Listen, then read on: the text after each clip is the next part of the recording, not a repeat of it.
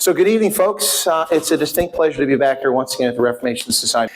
My heartfelt gratitude to Dr. Peter Hammond and Frontline Mission. They do amazing work, and it's really something else to be here. I'm honestly very excited to come back. For those who watch my program, you may famously have heard me say I'm never coming back to South Africa. Well, that was not true, but that's because some people were threatening me and just trying to throw them off the set so I could get back here and meet the wonderful people of South Africa. South Africa's Xhosa, and Zulu, and Afrikaner, Portuguese, Germans, English speakers, Tswana, Zulu, all the amazing people in this country. It's great to be back here, and I'm happy to see a lot of familiar faces here tonight that I've seen at previous lectures. This isn't really a lecture, it's more a public speaking engagement. I think lecture sounds a little too much academic. So tonight, I'd like to talk to you about President Trump, and also talk to you about the tariffs and what's going on with the tariffs. And beyond the tariffs, I'd also like to talk to you about the refugee program. And if there are a lot of questions about that, feel free, but understand we are live, but you're not on camera, just me, so no one knows who your question's coming from. This is kind of warm, I'm gonna take it off. Excuse me. Maybe I'm just excited. Could be that I'm just excited. But so I will talk about the refugee program as well. Dr. Hammond asked me if I'm willing to talk about Iran and some other things. I'll answer any questions I can as best I can tonight. Bear in mind that I'm a retired Army colonel, and I was in the intelligence corps in the Army, but I did a number of different things. I was a foreign area officer for sub-Saharan Africa in my 36 and a half years in the Army, starting as a private and working up to full colonel after I got my commission. I served in Germany 3 tours, in Italy once, multiple combat tours. My first combat experience was in the Gulf War, which was thankfully brief. That went very quickly, thankfully, and we didn't have any casualties. That's good news. And then in Africa, I've been stationed in Tunisia, Liberia, Botswana, Malawi, Niger, Mauritania, Uganda, and Ethiopia. So I've gotten around a little bit. I also worked in many other countries in Africa, as I alluded to a few moments ago before we started this. So my background is I've worked in many different organizations. I've taught undergraduate at Iowa State University, postgraduate at the Army War College.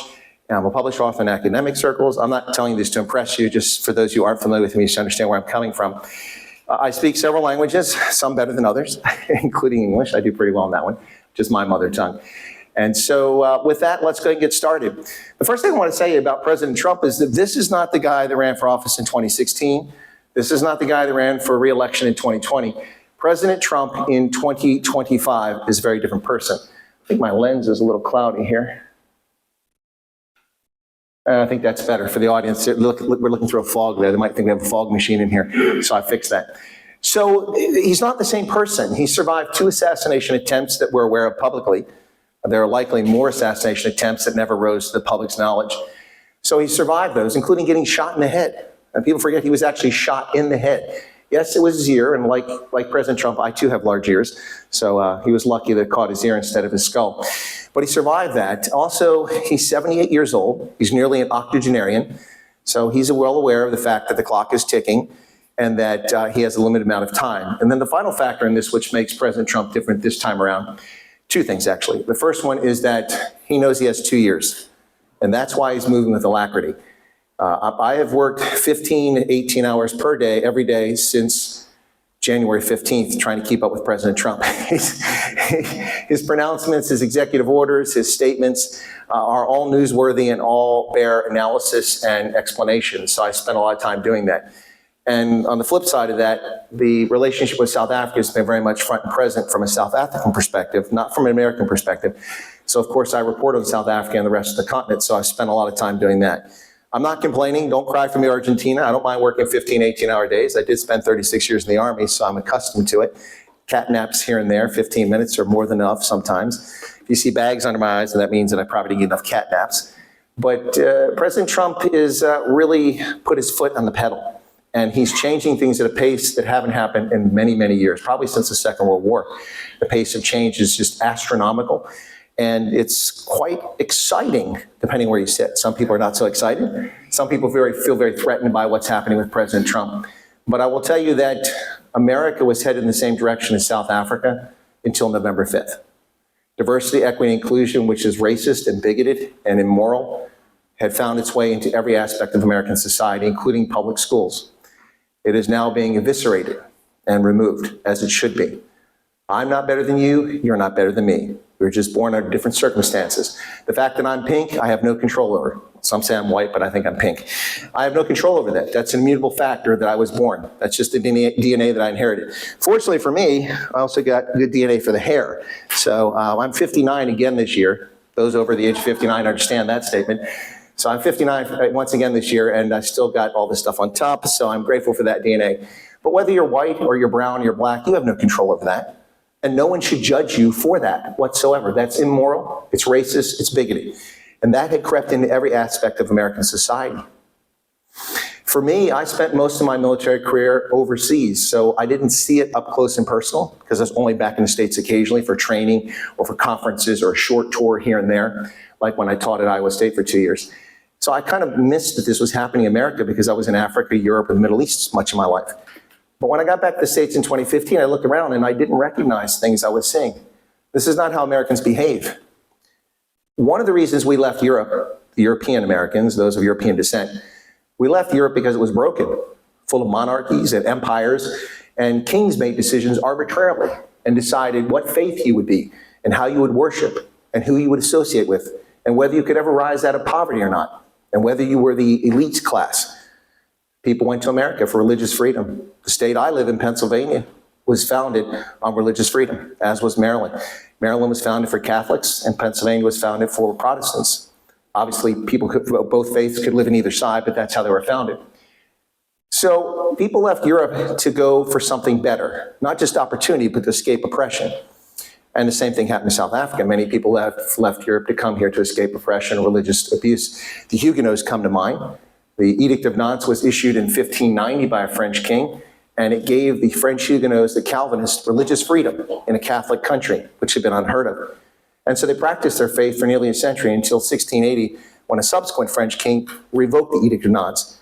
And when he revoked the Edict of Nantes, the French went on a blood-curdling massacre, killing thousands of their fellow Frenchmen, who were also white, who were also Frenchmen, slaughtering them, raping, murdering, stealing, and chasing these people out. And the Huguenots fled to many corners, to the Netherlands, and some subsequently to the UK, and then others came to South Africa, but also a significant number went to Berlin. If you go to Berlin today, the German spoken there is a little bit different than elsewhere in Germany. Of course, Germany is very regional with languages, but there are some French phrases that have crept into the German over the centuries, and that's a consequence of the French influence from the Huguenots. In fact, one of the last prime ministers of East Germany had a French surname. So people came to America to escape this nonsense. And the one thing we really escaped by coming to America is the burden of the past. The unique thing about America is that we have never judged our citizens based on what their parents did or where their parents came from. Everybody can rise from their circumstances to be something. Former slaves who were freed after the end of the Civil War, some rose to great heights as politicians in the South before Jim Crow kept them out of the political system. Some became businessmen who were quite successful. Only in America at the time could that happen. Other places today that can happen. But America is unique that we don't carry the burden of our ancestors. We remember our ancestors, some of us anyway. I'm a genealogist, so I know my ancestors, at least I think I do, based on my research. But we don't carry that burden. And that's something that's unfair in much of the world. Europe, that's still the case. If you're a baker, then your son's a baker, and his son's a baker. If you're a butcher, then your son's a butcher, and his son's a butcher. In America, if you're a butcher, your daughter could be an astrophysicist and run Starlink. Imagine that. But that's the unique thing about America. And it's always been a land of opportunity for everybody. Look at the groups who've come to America over the centuries. All have succeeded at one point or another. Why? Because America had resources, America allowed personal freedom, liberty, faith, family, and flag. And that's what America's been about for a long time. South Africa has a very checkered history, especially when it comes to race, as does America. But South Africa has had 30 years to go on a trajectory where things are better.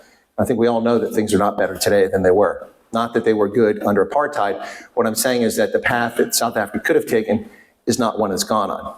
So let's get back to President Trump. The reason I mention all of that is that Americans have begun to be viewed based on their skin pigmentation, based on their gender, based on their sexual orientation, and based on their origin. And that's just wrong. That's how you shouldn't judge people.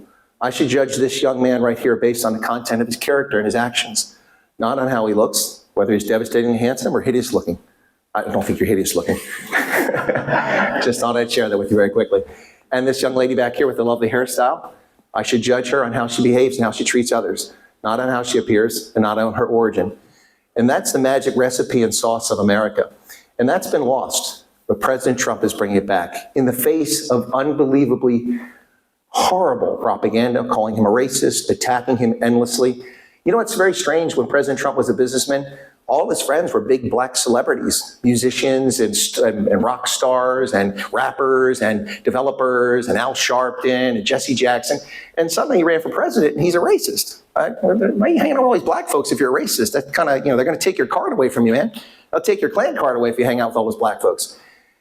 But people don't even question it. They just hear it in the press and they go, okay, it must be true. Trump's a racist. It's fascinating for me, the opinions I hear about President Trump in America on the street, which are changing for the better now, and what I hear in South Africa, because the media is so powerful. What people see on social media, they believe it.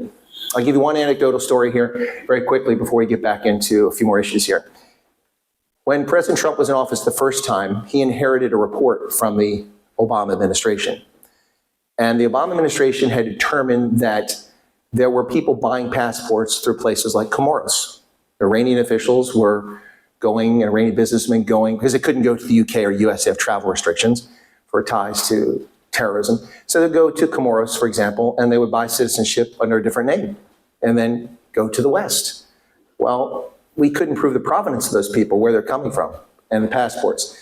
So there is an international standard now with biometrics in your passports, and countries, most countries around the world share that data, includes criminal databases, so we know where people are coming from, whether they're criminals or not, and their background. And that information is shared amongst countries. Not every country was doing that, even 18 years after 9/11. So President Bush, who implemented this, and the world implemented this, allowed countries time to adjust to it. Even though the US paid for most of the equipment in countries like Africa, we gave them all the equipment, they still didn't provide the information to some countries like Nigeria. And then President Obama gave them a free pass. Then President Bush gave him a free pass for 3 years. And finally, he adopted the measures that the Obama administration had put in place from the State Department, suggesting 6 countries be banned from immigrating to America. Nancy Pelosi and the Democrats claimed that Donald Trump was a racist because he just banned 350 million people of color from coming to America. Now, they got this figure from the fact that the population of Nigeria is 208 million. Add the other 5 countries in, you come up 350 million people roughly. But a funny thing happened on the way to the forum. President Trump's directive and executive order didn't ban Nigerians from coming to America. If you want to come to America for business and could get a visa, you could still come. If you're a university student, you could still come. If you want to come as a tourist and you could get a visa, you could still come. The only people who are banned from coming to America is those who wish to immigrate and become Americans. And the reason was because we couldn't prove who they were, because their governments weren't cooperating with their passport process. So Trump said, enough of this, we're not doing it. So I did a little research after hearing the figure 350 million people. That's a frightening figure. So I looked it up. The average number of people who immigrated to America from Nigeria and those other 5 countries over the preceding 5 years was 30,000. You see the power of the press? Nancy Pelosi had a press conference and called him a racist, and people believed it. Also, the same day that Donald Trump blocked Nigeria and those other 5 countries, some of which were in the stands, like Kyrgyzstan and Tajikistan, countries like that, the same day that he did that, he also rescinded the ban on Chad, which last time I checked was a majority black Muslim country in Central Africa. So if he's a racist, why would he let the black folks from Chad come to America? You see what happens here? People get part of the story, not the full story. And so that's what Donald Trump dealt with his first term. It's a different world this time, but he has 2 years. He has the House and Senate, which are under Republican control. Doesn't mean he has all the votes. They don't always vote with him. But he has the House and Senate, and ostensibly the Supreme Court is also a conservative body, although I would argue it's not entirely true. Chief Justice John Roberts is not a reliable conservative. He often votes against conservative values, but arguably it's a conservative court. And the White House. So all the levers of the federal government are now in conservative or Republican hands. So Donald Trump has to act now before he loses access to that. Because in the midterms, which occur 2 years after he becomes president in his final term, if the Republicans lose control of the House, then Donald Trump will run into an obstructionist House of Representatives, and there'll be some Democrat who will draft up articles of impeachment. Now remember that an impeachment is not a criminal trial. An impeachment is a political trial. It's how you get rid of a political opponent legally. You can remove them from office. So you don't have to be guilty of a crime to be impeached. And Donald Trump was not guilty of a crime. He was impeached twice in a political witch hunt in his first term. But I guarantee you that if the president doesn't retain control of the House of Representatives in the second year, then we will see in the third year of his administration, they'll start impeachment hearings, and that will be a huge distraction. Thus, President Trump knows he has 2 years. He's got to move with alacrity, got to move fast. So that's what he's doing right now, try to get as many things as possible. I'll be honest with you, I'm a little bit surprised by some of the things the president has come up with, like closing embassies in Africa. That one caught me off guard. That's not something I'm all that much in favor of. Of course, I'm biased, I've worked in many of these embassies in Africa, but I think they're important for our representation. I think that the Doge folks are overstating how much money we'll save by closing embassies. We'll save a lot more money by adjusting Social Security, which no politicians want to hear. They don't want to hear that, but we're going to have to do something. Social Security is a Ponzi scheme, and eventually it will collapse the U.S. government. Our debt is so deep, that it's going to be hard to get out. The only way to get out of it is growth. We can grow our economy, but we have to change things. And one of the smartest things, which is contrary to public opinion, at least in the press, one of the smartest things President Trump has done is come up with the reciprocal tariffs, which is scaring the world. But think about this. Is it fair that South Africa can impose 75% tariffs on our poultry imports in a free trade scheme when we put no tariffs on most of your products? That's not fair, but that's what happened here. And we didn't come after South Africa for that. Most countries around the world apply tariffs or artificial barriers to U.S. products and goods, which keep us out of their marketplace. And as a consequence, between that and corporate executives looking for a fraction of a margin of profit on what they're doing, shipping our industrial base to Asia primarily, but also elsewhere, the United States finds itself with a dwindling industrial capacity. It's still 18% of our GDP, or 16%, which is significant, especially in the post-industrial phase. But we are importing things that we should be making at home, and those are costing us tens of thousands and hundreds of thousands of jobs, maybe millions of jobs potentially. So President Trump has managed to get billions, tens of billions in commitments for companies to build factories in America simply by threatening tariffs. Look, I'm not a fan of tariffs. I'm actually a free trader. I believe that people should be able to trade what they can trade. If it's the best product at the best price, then consumers will buy it. Now, that isn't always fair for small countries because they can't compete. But in essence, I do believe in that. Don't really believe in protectionism. However, tariffs, when you're the biggest, baddest economy on the planet, can be very powerful. A couple examples. The president of Colombia, I think it was, we repatriated some criminal alien invaders. No, they're not migrants.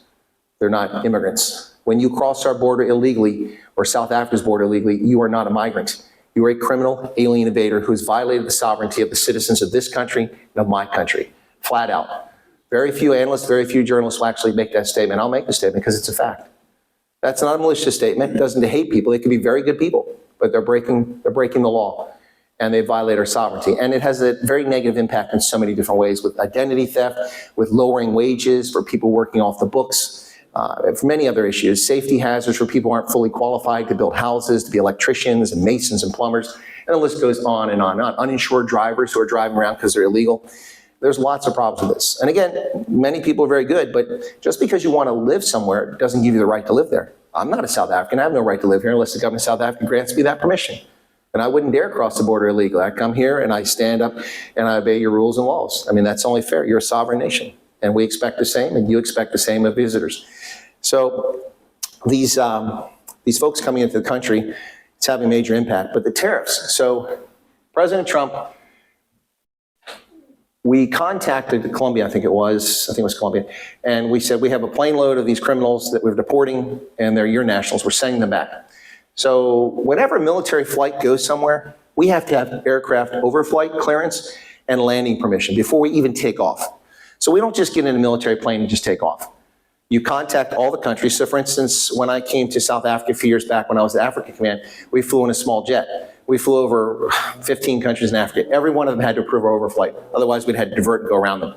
We refueled in Chad because it was a small plane and we needed fuel. But that was all part of the plan. So this plane took off and it flew to Colombia. And it got most of the way there when the president of Colombia thought he'd play hardball with the United States. And he'd stand up to Donald Trump, the tyrant. And he said, no, I've denied the aircraft landing rights. They can't land here. So the plane started to turn around. They contacted the headquarters. Donald Trump was on the golf course. You might have seen this. He pulled out his mobile phone, taps in a few words, Next thing you know, 25% tariffs applied immediately to Colombia, all products. If they don't relent, 1 week, 50%. Within 1 hour, the president of Colombia relented, and the plane turned around and landed. And on top of that, they sent the presidential jet from Colombia to pick up some more criminal aliens and send them back. That's the first instance. Tariffs can't work, okay? They aren't always about lowering tariffs. They could be for political gain. That's what that was. Here's another example. For years, Denmark has neglected the maritime security of Greenland and the Arctic Sea. Greenland is a possession of Denmark, although the Greenlanders wouldn't like to be called that, like to be called a self-governing province, but whatever the case is, it's part of Denmark. And for decades, since the Second World War, they've not done their job in patrolling the Arctic seas and the sea lanes in the North Atlantic, which are critically important, particularly now with global warming or whatever it is that's causing the sea lanes to be open in the north for much of the summertime. Ships can transit that area now, and there's lots of minerals and resources, and Chinese and Russian ships are sniffing around left and right. And that's a potential threat to global commerce and certainly to Canada and the United States. So Trump started talking about acquiring Greenland in his last administration. This administration, he got more serious about it. Said, well, we'll just invade and occupy. Okay, that's a bit harsh, but he did say that. Funny little thing happened. Copenhagen, a few weeks back, announced spending $939 million to buy 3 frigates to patrol the maritime waters around Greenland. Now, why did that happen? Because the threat of tariffs and of action against Greenland. And a third case.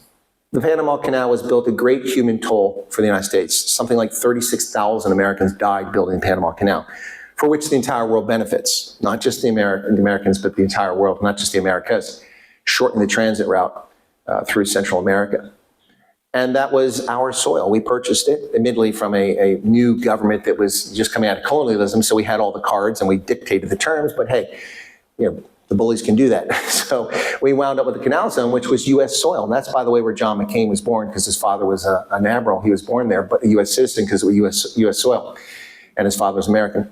So the Canal Zone was built at great human and financial cost to the Americans, and we turned it over under President Carter to Panama. After all, it bisects their country. It's only fair that they have control of it, and they've made a fortune off of it. Ships pay a lot to transit there. It costs a lot of money to keep it in shape and keep it functioning, but they make tons of money. Well, the Chinese Belt and Road Initiative included plans for the Panama Canal, taking it over. And the Panama government was in the process of awarding tenders, contracts, long-term contracts to Chinese companies. Trump threatened tariffs. China's no longer at the Panama Canal. They're out. So tariffs can affect change, and that's what Trump is trying to do. As far as the reciprocal tariffs, people are going, wait a second, South Africa doesn't impose 31% tariffs against the United States. No, none of our products that I'm aware of actually have 31% tariffs. But when you take into account quotas that limit the number of things we can sell here, and artificial barriers, they came up with a calculation, and they figured that it affects about 60% of our ability to come in the country. Basically, what South African government does comes out to a 60% tariff for U.S. goods. So Trump thought he'd be magnanimous and say 30%, 31%. We'll do half of that. That got the world's attention. Within 8 hours, Japan and South Korea had trade representatives en route over the North Pacific, flying to Washington, D.C. to talk to President Trump administration to work out bilateral trade agreements. They took it seriously. It's now been nearly 3 months since President Trump's executive order regarding South Africa on February 7th. We've yet to see a South African representative show up in Washington to discuss the political situation and the relationship between South Africa and the United States. Famously, Ambassador Ibrahim Rasool, in a Zoom session, said some very nasty things about President Trump and about America, which is his prerogative. But he was a credentialed ambassador, and that was not diplomatic in any sense of the way. And so the radical step of sending him out of the country took place. It's unfortunate. And Kibisa Jonas is now going as a special envoy, and he's also on record as having some very nasty things to say about President Trump. However, he said that in his capacity as a private citizen. So I suspect he'll go there, and he will be probably accepted as a special envoy, but I don't think he'll get the office calls that he's looking for because of what he said. It's impolite to do such things. And now the government of South Africa has decided, according to the media, that they intend to pick a white Afrikaner to be the representative in Washington. I'm going to tell you that from my perspective, that's not a good move. Nothing against white Afrikaners, but it plays to the concept that Donald Trump will only talk to a white person when that's not the issue. The issue has nothing to do with skin color. The issue has to do with temperament. It has to do with the ability to negotiate and also the ability to act on behalf of the president of South Africa. You need a representative there who can speak for the president of South Africa and address the concerns that the United States has. One of the problems we've had of late with this whole situation is that the press in South Africa especially, but also many government officials keep coming at this, that this is all because of Donald Trump, this damaged relationship. Donald Trump came late to this game. The issues that the United States has with the actions of the government of South Africa predate President Trump. In fact, in February of 2024, bipartisan members of the House of Representatives put forward a resolution, a bill, to become a law. Now, it didn't go anywhere because the Democrats controlled the Senate, so it died there. And even if it had gone through the Senate, President Biden never would have signed it, even with his magical pen when he's asleep. And so that never would have become a law.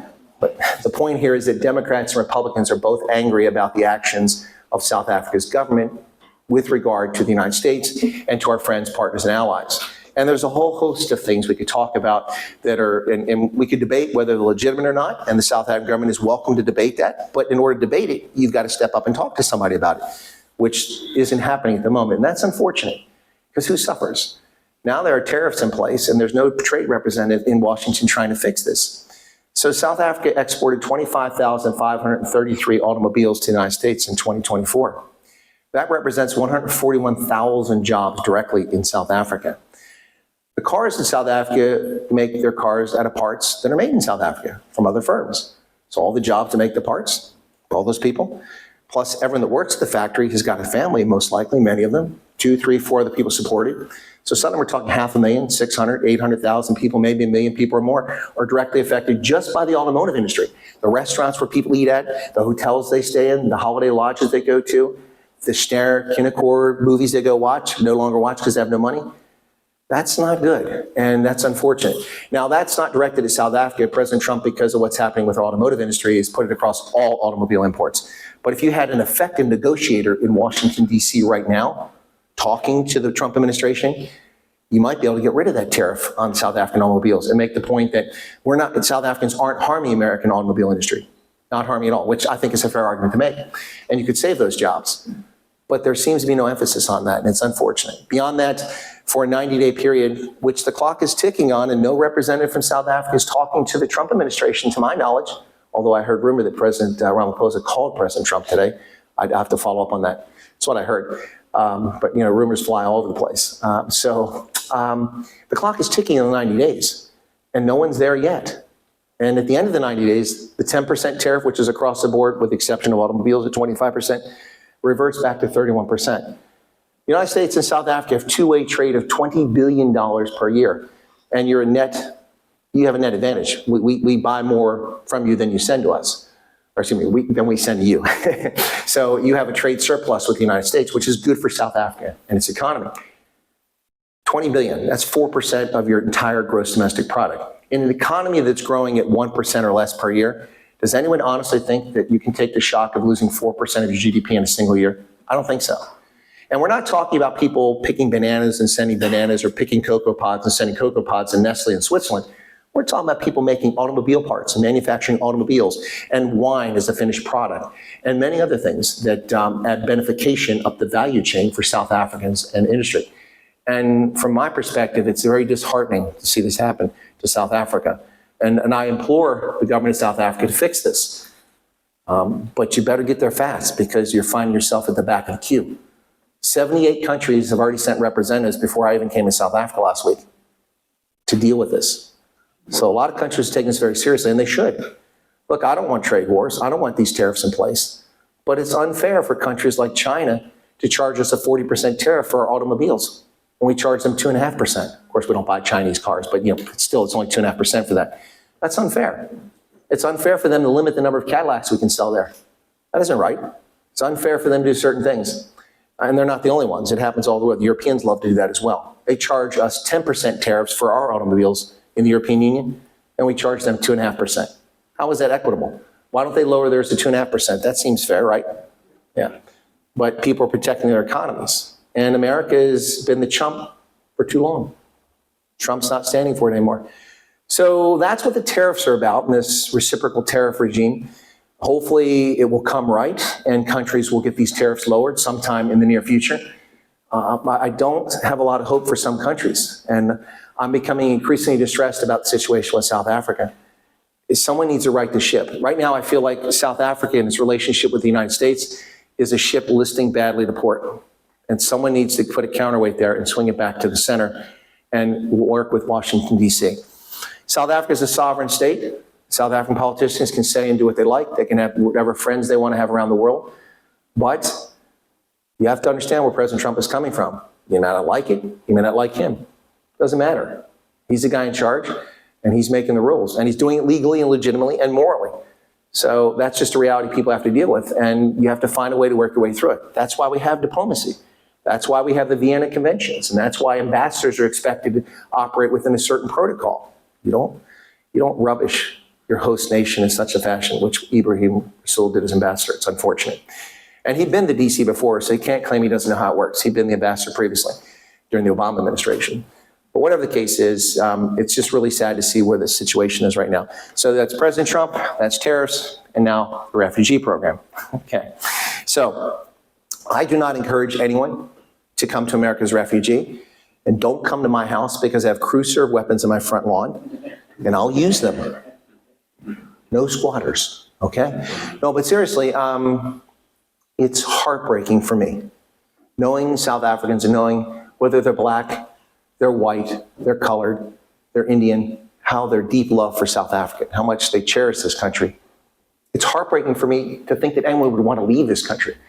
But for 30 years, we've seen people leave. And let's be fair, in the beginning, there's a lot of white folks in the 1990s who left for whatever reason. Maybe some were racist, maybe some were just concerned or had fear after watching the Congo and Mozambique and Angola. So maybe they had legitimate concerns. And what happened to Rhodesia after 1980, not initially, but it took a while for it to really take effect. And so some left in the 1990s. And that's their prerogative. It was mostly white folks. But after Thabo Mbeki's time in office, a lot of colored folks began to leave South Africa and go to New Zealand and Australia and the UK. And then black folks began to leave South Africa in large numbers. You can't go to Canary Wharf and throw a rock and not hit a South African. They're everywhere. All that human capital is making trillions of dollars in the Western world, for the Western world, not for South Africa. And I'm not criticizing those people. People have to make a life. You gotta have a living, right? You gotta have safety. You gotta be able to, go home at night and your kids be raised and be able to worship in the fashion you like to worship and be safe in your homes. And that's a problem in much of South Africa, unfortunately. But it's sad to see. And now with the refugee program, an offer that President Trump has made in a rather vague statement. The executive order, by the way, I'm going to rubbish the nonsense in the press. I know you're watching, so take note of this, because I know you guys watch this stuff. I've seen your reports on me. So, and I'm not a right-wing podcaster, by the way. Anyway, so I'm talking to the media now. So the refugee program, President Trump issued an executive order. There is nowhere in that executive order that says farmer, anywhere. The word farm or farmer does not appear. Agriculture doesn't appear in there. Landowner appears in there, but lots of people own land. Businesses own land, individuals own land, farmers own land, foresters own land. So it says landowners, but it doesn't say farmer, and it also doesn't say white. There's no mention of white South Africans in there. What it says is Afrikaners suffering from unjust racial discrimination. Now, my definition of Afrikaner doesn't match up with many South Africans. To me, there are many colored South Africans who are culturally and linguistically aligned with the Afrikaner community. They're Dutch Calvinists, they speak Afrikaans, and they have much in common with the white Afrikaans community. And so some of them consider themselves Afrikaners, and even Boers, because they're farmers. And there are some Indians who feel the same way, and there are about 300,000 Indians whose first language is Afrikaans, believe it or not, in this country. And there are even several 100,000 black South Africans who culturally could fall into that rubric. So President Trump said Afrikaners. That's the executive order. He subsequently issued a Truth Social post a month later in which he mentioned farmers and expediting citizenship for them, but that's not an order. That's also not a law. So it's just, it's a aspirational thing that he put out there. So maybe farmers will be prioritized, but we don't know. No program exists of record to this date. It's been what, going on 3 months now? So it's been 3 months, February, March, April, no, 2 months. We're working to our third month now since he issued the executive order. And we're still waiting for a program to be promulgated and announced. But let me share this.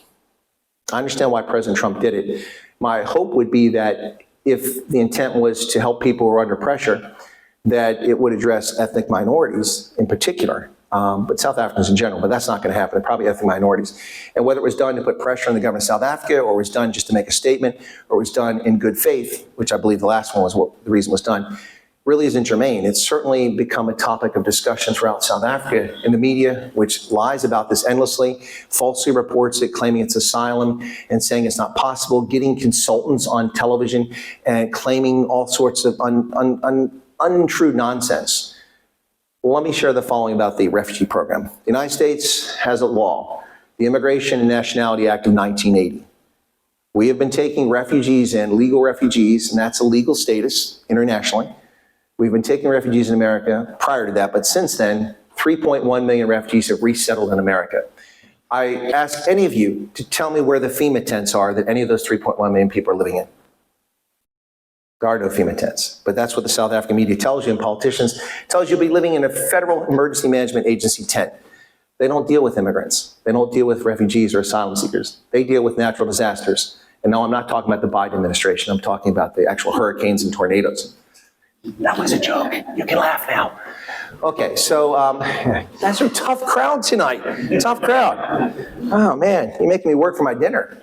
Okay, so there are no FEMA tents. That's nonsense, utter nonsense. We have brought in 3.1 million people under a refugee program alone. Normally how it works for refugees is you flee from a conflict or where your life is in jeopardy. A couple examples. People in Darfur fled to Chad, and they live in tents and in refugee camps. They register with the United Nations High Commissioner for Refugees, so they're given a status. Many of them have no documents. I mean, they're fleeing from people shooting at them and artillery rounds and rape and murder going on. So they flee, and they don't have passports, they have no identity documents, they just get there. Well, the United Nations will issue identity documents to them, and depending on which country they go, sometimes they issue travel documents for them. Not a passport because they're not a citizen, but they can issue travel documents to allow them to get on a plane to go to Norway or to go to Canada or to the US. So that's how it normally works. There are exceptions, however, because a refugee can only be a refugee when they flee their home country to another destination, a second country, where they receive safety. All right, so Syrians can flee to Turkey and they can be a refugee. But if you flee inside of Syria, you're not a refugee. You're an internally displaced person, IDP. That's a very different legal status. And so that's you're expected to stay in your country. Hopefully you're safe, but you aren't always.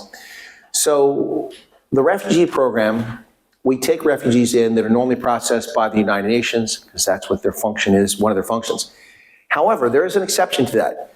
Based on persecution or genuine fear for people's lives or their circumstances, the State Department or Congress or the President can identify a group of people based on faith, sexuality, ethnic origin, language, whatever it is, that are the target of discrimination and their lives are in jeopardy.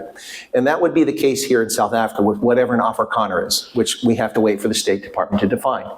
Now, what you say an Afrikaner is may not be what the State Department says, and it may not be what I say. So what we say doesn't matter. It's what the State Department comes up with and what the President approves. So that's the category here. And in that category, normally under US law, those people won't have to prove that they've been persecuted or attacked because of their status, or that they fear, genuine fear, which is normally the case. To be a refugee, you have to prove that you've been a victim of a crime or of conflict. And then the other piece is that either that or you have a genuine fear that it could happen to you. Here's a good example. If you're a homosexual and you live in Syria, you think that's a pretty good place to be a gay person? Don't they drop people off the roof in Syria for being gay? So you have a well-founded fear that your life is in jeopardy. So you could apply to be a refugee and come to America if you fled Syria because of that and went to Turkey or Israel or Lebanon or somewhere like that. So that's an example. So normally you wouldn't have to do that. But we don't know what's going to happen with this program. There have been preliminary interviews that have taken place. The U.S. government has asked questions of those who've come. They're not refugee applications. They're interviews for the United States government to get some kind of feel for what's going on. And in those interviews, they've asked all sorts of questions. Some questions they would ask in a refugee interview, some they wouldn't. And really it's for them to get a feel for it. So I would tell you that those who are interested in the program, it is moving along. Otherwise, we wouldn't be wasting money sending government officials from Washington to South Africa to meet with South Africans to hear what their situation is and assess it. Now, those people may or may not have a leg up on everyone else. We don't know. The odds are, though, they've communicated their situation. They might be called in for an actual refugee interview at some point if they want to go. As far as absorptive capacity, the United States is in the process of kicking 30 million illegal aliens out of the country. That's going to take a long time. 30 million, yeah. Half of South Africa's population. Of course, the media always says 10 million, but they've been saying that for 35 years. It's a lot more than 10 million. The Biden administration alone brought in almost 12 million illegal aliens and resettled them in our communities. Look at Springfield, Ohio, where they're eating the dogs, they're eating the cats, eating the pets of the people. So, yeah, famous line from President Trump. I think the Kiffness made a spoof on that, if I remember correctly. I didn't hear the Kiffness' spoof, but I've heard that story, and I heard the president say it, which was something else. Anyway, but Springfield, Ohio, which is a town about 58,000, suddenly has 19,000 Haitians. Do you think that's good for social cohesion and for community services, for churches who provide services for the underprivileged or the poor? Suddenly they're just swamped by people who aren't even from America. They're not our responsibility, all dumped in one community. Normally with the refugee program, we being the Department of Homeland Security, will disperse refugees around the country in places where there's absorptive capacity to take new people into a community rather than just dump everybody in the community. In addition to that, we have about 300 non-government organizations which are contracted with the U.S. government, although DOJ hasn't targeted them yet. And they spend about $2.7 billion a year, about 55 billion rand, resettling refugees. So let me also tell you one thing about a refugee. If you're interested in that program, it doesn't matter if you're 92 or you're 2 years old. That's not germane. It doesn't matter if you're an astrophysicist who discovered, uranium on Pluto or something like that. It doesn't matter. It doesn't matter if you're an unemployed street sweeper. It doesn't matter. What matters is your category of who you are and if you're being persecuted. And under the executive order, the way it's written, that would be Afrikaners who are suffering from unjust racial discrimination, whatever an Afrikaner is, when they decide. So that's what matters. So, for instance, if you're Tswana South African, odds are you're not going to qualify for that refugee program the way it's currently written. But we'll see what happens when it's promulgated.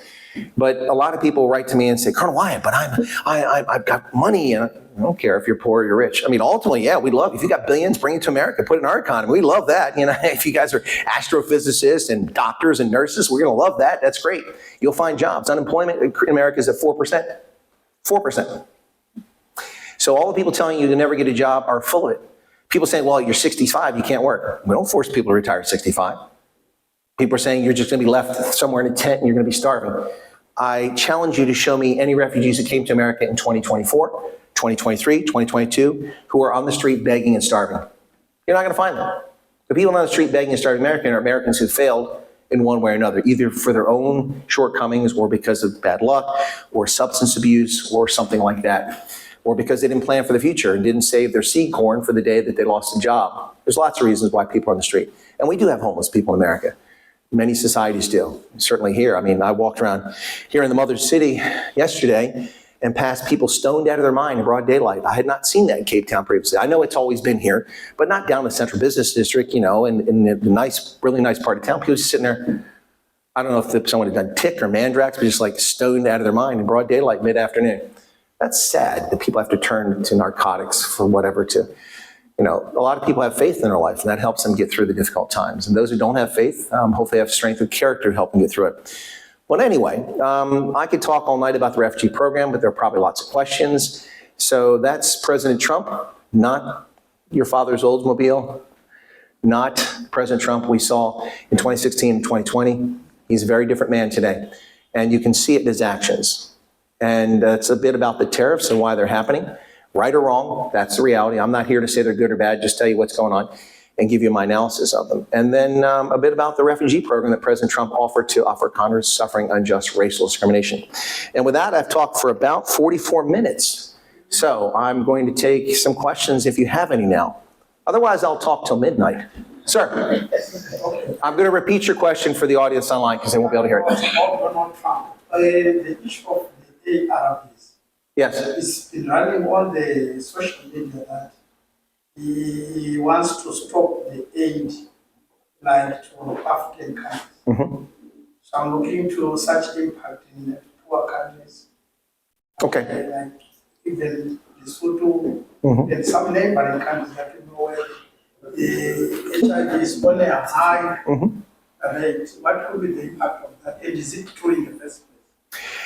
Yes, it's true, but let me explain why it's true and you're right to be concerned about it. It's a very good question, by the way. His question was President Trump's suspension of foreign aid and the impact on the HIV programs through PEPFAR, the President's Emergency Plan for AIDS Relief.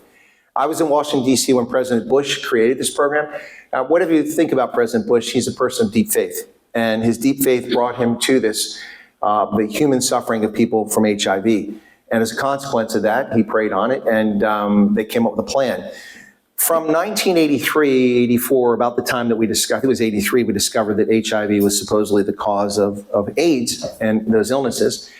From that time until 2003, the U.S. government spent something like $642 million total over 2 decades. That sounds like a lot of money.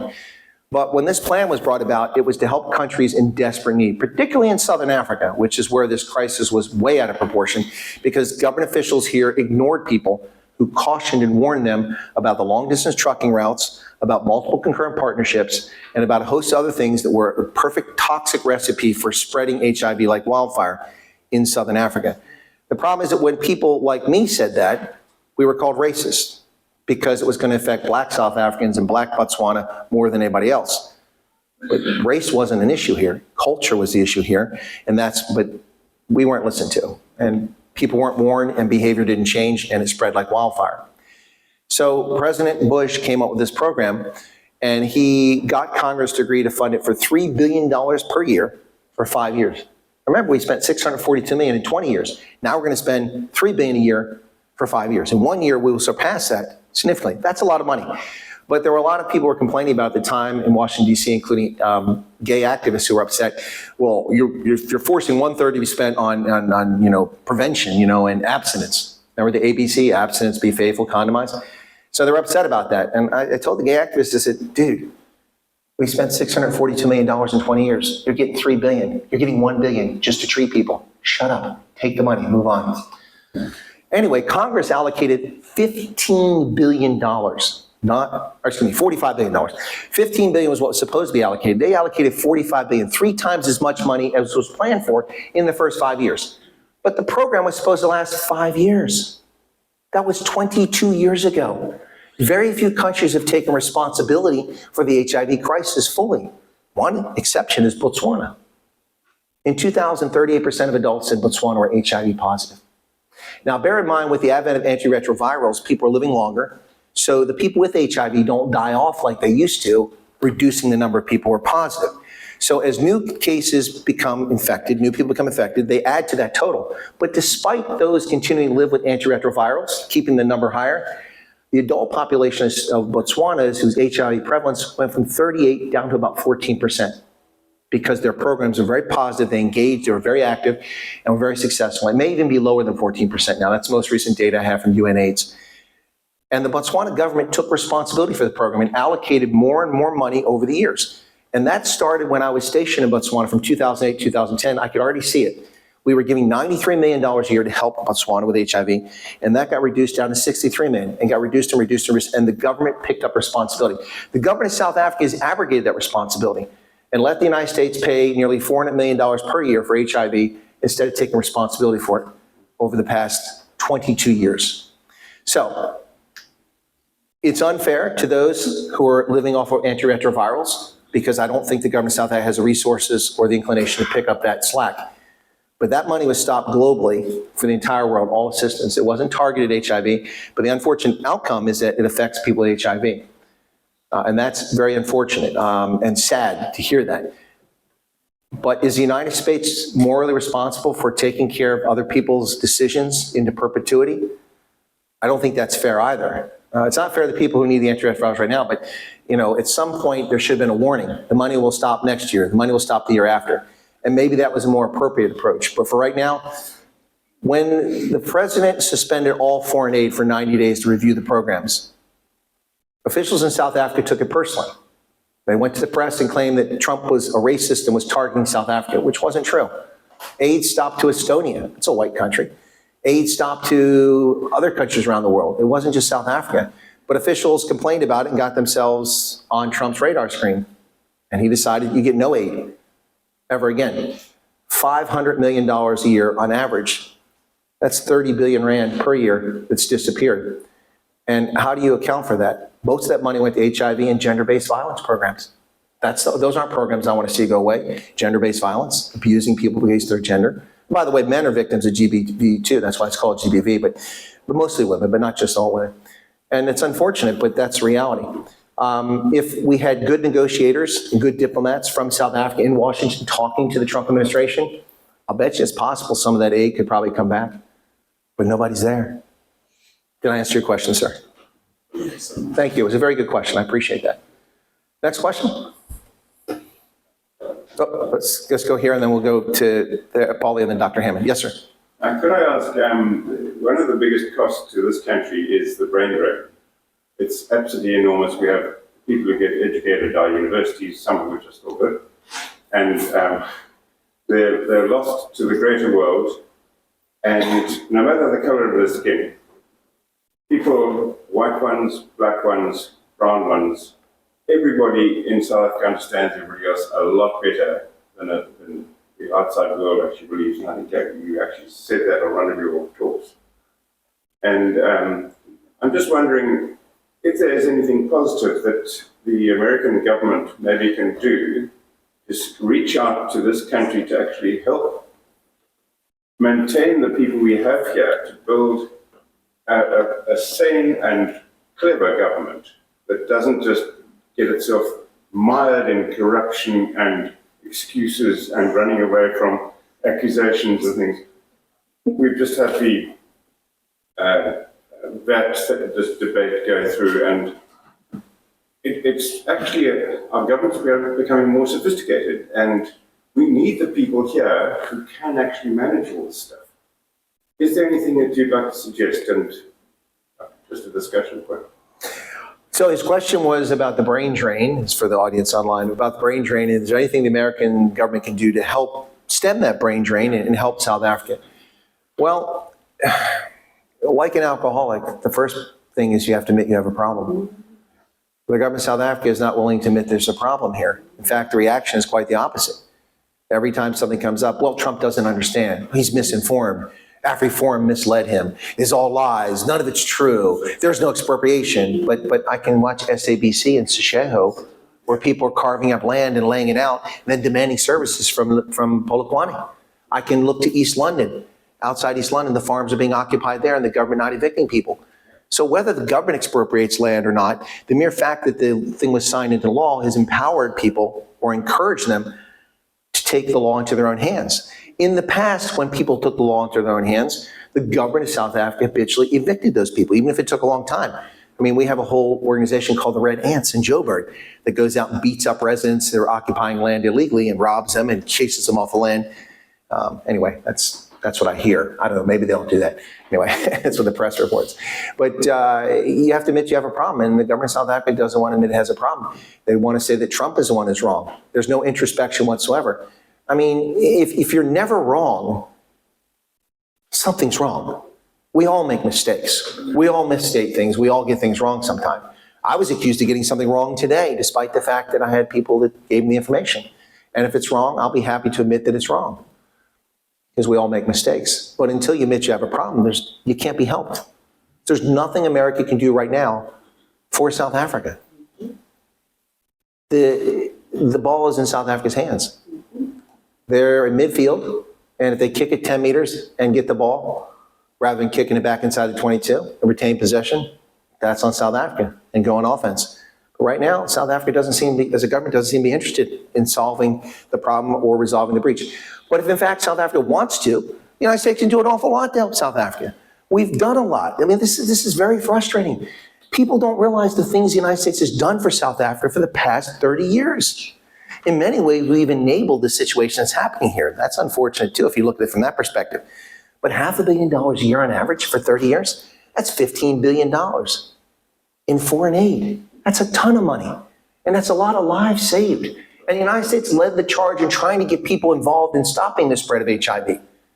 We were key components in that. The United States has been a big sponsor for the South African government with the African Development Bank, with the World Bank, with the IMF in securing loans. The United States gave $300+ million to Aspen Pharmacare to make vaccines for COVID.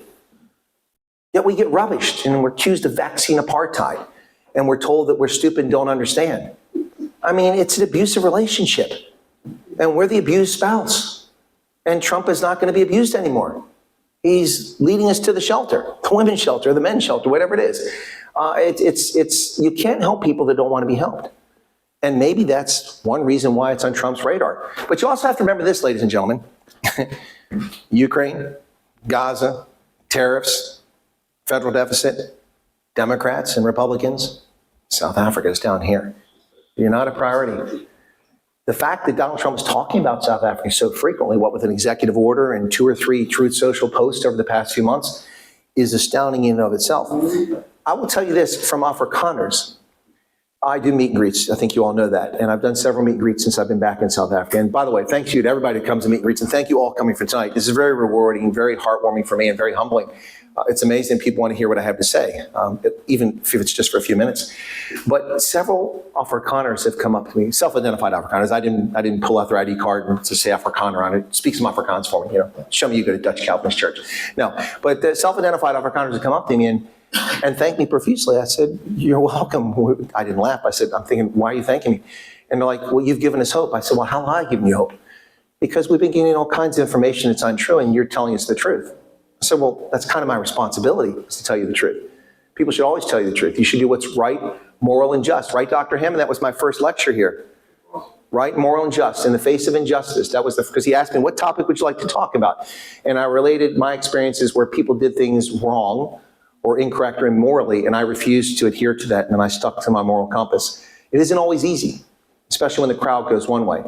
Trump is going one way, and a lot of people in America support him, but a lot of people aren't. So we can help South Africa, but South Africa has to want to be helped. Paulie. Do you think Trump's going to get a deal over the line to broker peace and lasting peace in the middle, in Ukraine and Russia? Bearing in mind that, I think it was yesterday's Truth Social, he said both teams are going to be unhappy with the deal. Okay, so Paulie's question was, do I think that Trump is going to be able to get a deal for Ukraine across the finish line? Ukraine and Russia, in ending of it. Okay, but for the war in Ukraine, yeah. And lasting. A lasting one. Good luck with that one. What is lasting? 3 centuries? Well, Trump has had enough of both parties. Neither one of them, from my perspective, and I think from President Trump's perspective, actually want peace. But people want peace. I mean, the conscripts in the Russian army don't want to die.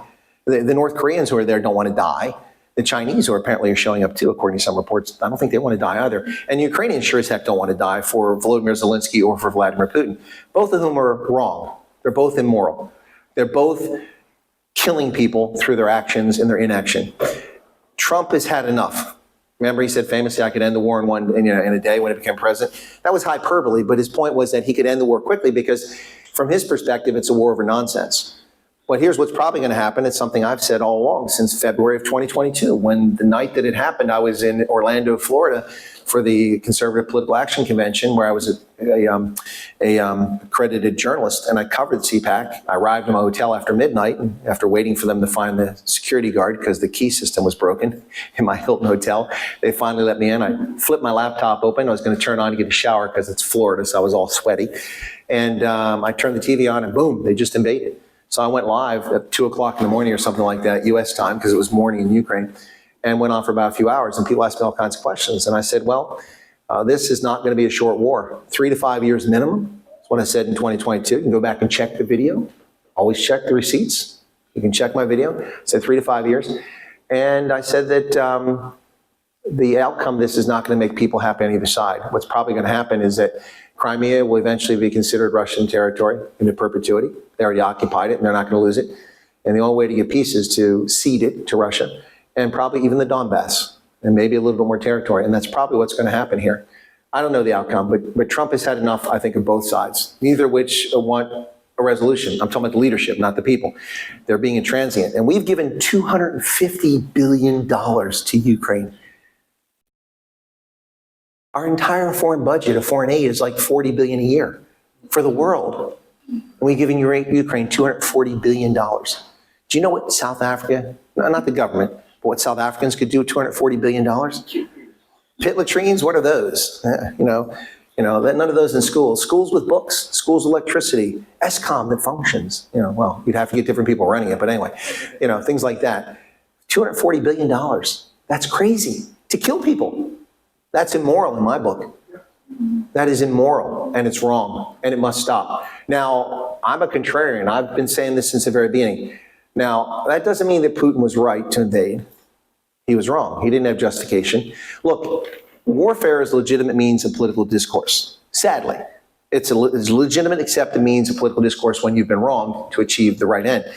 But hopefully it's the last resort.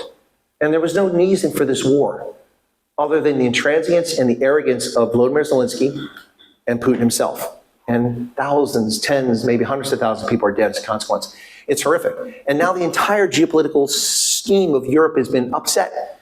Finland, we have a whole verb in the English language for Finland, Finlandization, because Finland was neutered and became a neutral country in order to maintain its independence after the Winter War of 1939, when the Soviets invaded them and they defeated them, and then the continuation war when they allied with the Nazi Germans and invaded the Soviet Union just to get their land back. Well, they kept their independence by being neutered and neutral. And they were neutral from the Second World War until Russia invaded Ukraine. And now Finland is part of the North Atlantic Treaty Organization, as is Sweden, another neutral power. Sweden had been neutral since Charles XII, if I remember correctly. I think Charles XII is the last time that they were an aggressor. It's changed everything in Europe, and not for the better. Look, I've served under NATO units for much of my career in the military, and I think NATO is a good organization, but it's become a bit of an adventurous organization too, going to Afghanistan, going to Libya, and now, interfering in Ukraine. We have no vested interest whatsoever in Ukraine, other than ending the immoral killing that's going on. Trump is finished with both of them, so I don't know what action he's going to take, but it won't be pleasant. Does that answer your question? Does he get the deal done? Does he get the deal done? Eventually, sure. Trump will get it done. He'll get it done. Nobody will be happy, except the people not dying. They'll be thrilled. Dr. Hammond. How is America really on the rare earth minerals that China says they're going to deny America? China's now said they won't let America the minerals, which they need for everything from satellites to cell phones. Is that legitimate that America really doesn't have an alternative to China? Because I know we've got about 140 rare earth minerals just in the Western Cape. That sounds like a plug for Western Cape independence. Secession. I'm divining the comments here. All right, so I got my divining rod looking for the water. Oh, there's rare earth elements and Dr. Hammond's comment. All right, so how dependent is the U.S.? Okay, I think that was your question. So Dr. Hammond asked a question from back of the room. He said, how dependent is the United States on rare earth elements? Okay, so and can the Chinese really hurt us? For that, I have to go back in time a few years ago to about 2014, maybe a little bit before that. So there are islands in the Sea of Japan, and yes, Beijing, it's the Sea of Japan, not the China Sea. Anyway, the Sea of Japan. And in the Sea of Japan, these islands or little outcroppings of rocks are claimed by the Chinese communists, but they're Japanese soil and have long been recognized as Japanese soil. So every now and then, Chinese Coast Guard ships will ram into Japanese fishing vessels and cause an international incident. Well, this happened a few times, well over a decade ago, and China was angry that the Japanese responded in whatever fashion they responded. I don't recall what they said or did, but they weren't happy with it. So the Chinese were clever. They have a lot of rare earth elements in China itself. Now, I should first dispel the notion about rare earths. They're not rare. They're rare in concentration. So there's a lot of rare earth elements all over the planet, but you have to dig up tons of soil and rock just to get a small amount. So you denude the landscape, you do huge ecological damage by mining these things. So you want to make sure that it's not that there aren't much, it's just that it causes so much damage and it costs so much money to get a small amount. And they're incredibly valuable. There's a whole series of elements that are considered rare earth elements. So the Chinese were clever. They went around the planet and they bought up one mine after another mine all over the world. And by the year 2010 or thereabouts, maybe a little bit before that, they controlled 95% of all rare earth element production on the planet. So a funny thing about electric cars, which I'm not a big fan of, by the way, a funny thing about electric cars is that they're heavily dependent on rare earth elements, as are many components in cell phones and modern telecommunications equipment and things like that. So Japan was producing the Prius from Toyota and a couple other manufacturers making other electric cars, and they were really taking off. And the Chinese decided to punish the Japanese. They cut off the shipment of all rare earth elements to Japan.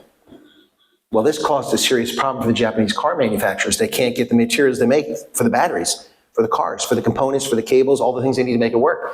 So what do? Well, necessity is the mother of invention, is it not? Necessity is the mother of invention. So Japanese engineers got to work and looking for alternatives. And within a matter of months, they came up with alternative ways to use existing materials that weren't dependent on the Chinese rare earths. So guess what the Chinese did? They aced themselves out of a lucrative market in Japan. The Japanese don't buy rare earth elements for those cars anymore. They use alternative materials.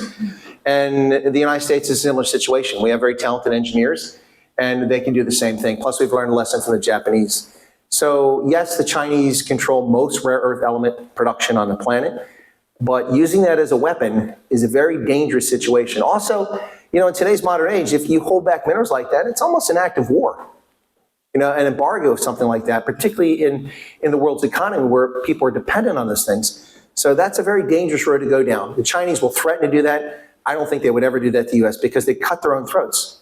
If they do that, then we'll simply ban all imports from China. Americans will suffer, but not like the Chinese will suffer. They will suffer immensely. We can produce enough food to feed ourselves, they'll starve to death. The Chinese can't produce enough food to feed their 1.5 billion people. They import massive amounts of grain and other foodstuffs from around the world, including the United States. They can't produce enough energy. They're the world's worst pollution emitter by a wide margin. They surpassed the United States well over a decade ago, and they've gone way beyond our worst ever year of pollution production. They produce 350 coal-fired power plants every year, yet they run around and act like they're green energy guys because they have nuclear power and wind and solar and all that, but they're going for whatever. And look, I'm not criticizing them. They've got an economy, they've got to get energy, but don't pretend that you're something that you're not. You're great, wondrous green warriors, because they're not. But I think that China wields that weapon at their own peril, Dr. Hammond. But we are vulnerable to it, that's correct. Yes, sir. You follow up and then we'll go over here. The Cape is famous for being a strategic sea route. Even Ronald Reagan has mentioned that in his 1986 speech when he vetoed sanctions on South Africa. How serious is the threat to the Red Sea, Suez Canal maritime traffic? Because the last time they blocked up the Suez Canal, the Cape had a boom time as traffic had to come around the Cape Sea route. It looks like there's a threat from Iran and all the Houthis on the Mediterranean, Suez Canal, Red Sea traffic. Could that be threatened, and could we see an increase in traffic around the Cape as a result? So Dr. Hammond's question from the back of the room was about the Cape Sea route and also the Suez Canal and the potential threats to Suez. Of course, remember famously, not just the Houthis, but a ship crashed into the side of the Suez Canal. Remember that? And that took some time to sort out. And that had a massive impact on global shipping. So I think ultimately the question is, I think what you're getting at, if I'm wrong, correct me, how important is the Cape Sea route to global shipping? Yes. Okay. And it could increase because of what's going on. And I would tell you that if your ports were functional and operating properly, it would be a big boon for South Africa. But right now, those ships just say, hey, look at South Africa. And they go right past South Africa because you have the worst managed ports on the planet. That's not WYATT'S assessment. That's the organization that assesses ports internationally. You're ranked 78 out of countries that have major ports, out of 78 countries. Transnet, you need to get with it. It's not working. So the Cape Sea route, Joel Pollack famously has said when he was commenting on this, who's from Breitbart and was aspiring to be the ambassador here before Brent Bozell was named. Joel Pollack has talked about the importance of Simonstown as a naval base. Well, I'm here to rubbish that. Simonstown doesn't matter one iota, unless a nefarious actor gains control of it. If the South African government grants access to some nefarious actor who has the ability to project power, but at the moment, no nefarious actor has the ability to project power this far south, this far away from their home base effectively. They'd be isolated and cut off very easily. The United States is the only maritime power on the planet that can project its power to the Cape of Good Hope. We can do that easily. We spend a lot of money on our Navy. The United States, in many ways, protects the global sea lanes and lines of communication the way the British Navy did for global commerce for centuries. But the British Navy is, sorry, Britain, is a joke. They really can't project any power. Their last shot was the Falklands, and they had to borrow commercial ships to pull that off. They did, it's true. The U.S. Army has 10,000 ships. Did you know that? The United States Army has 10,000 ships. I said Army, I didn't say Navy. We have 10,000 ships that we maintain in a reserve fleet for wartime. That's a lot of ships. Now, our active Navy only has about 340 ships, so a little bit different. But those ones have missiles and cannons and all kinds of weapons. The Army's fleet is just for transport. So Simonstown and the Cape of Good Hope only become important when a nefarious actor is here. No one has submarines operating here that are going to threaten commercial shipping. No one has a projection that's threatening commercial shipping. Piracy has made its way down to the Straits of Mozambique, and I warned about that a few years before it happened. I told the African Command, this is going to happen. They didn't listen to me. I was a lieutenant colonel. What do I know? Well, I was right, and eventually they woke up to that reality. But that hasn't been the case this far south. In fact, you know, the biggest navy to come to South Africa in centuries has been Jan van Riebeck. His navy was bigger than the South African Navy today. So I hear. Poor Jan, he's blamed for everything, but he was a hell of a naval commander. He had a big fleet out there. Anyway, but seriously, no, I think the bigger fleet was the Brits when they came and took possession of the Cape, and then a Dutch fleet came, but a bigger British fleet came, and anyway. What's that? Oh, sorry.